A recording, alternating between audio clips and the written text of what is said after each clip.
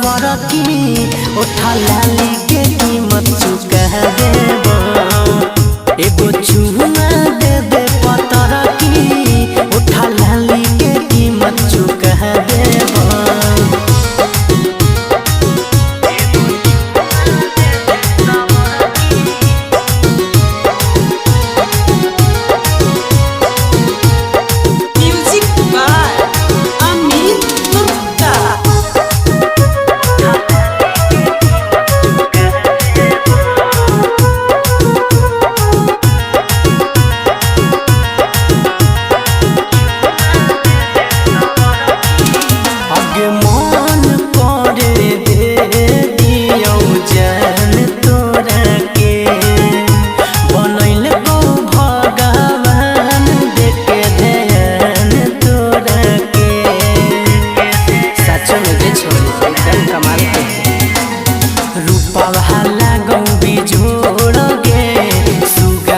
जैसन ठोरगे मध के जैसन देहिया भरल हकौ कोरे पोरगे।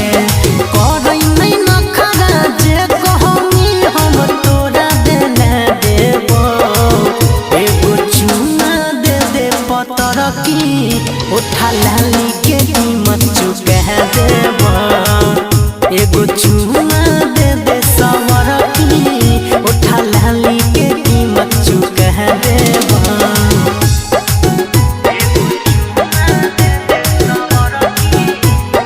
मिक्स बाय पवन राजा।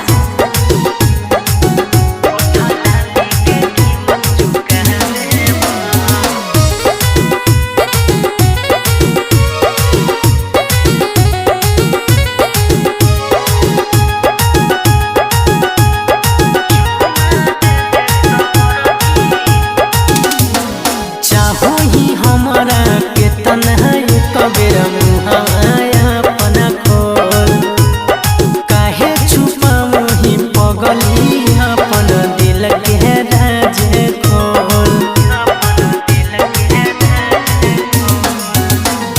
बोलो ही काहे नहीं जान गे काहे हकी परसान गे।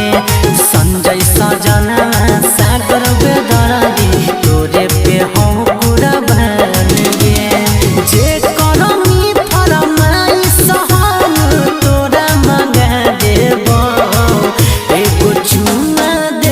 पतर की उठा लाली के कीमत चुका दे।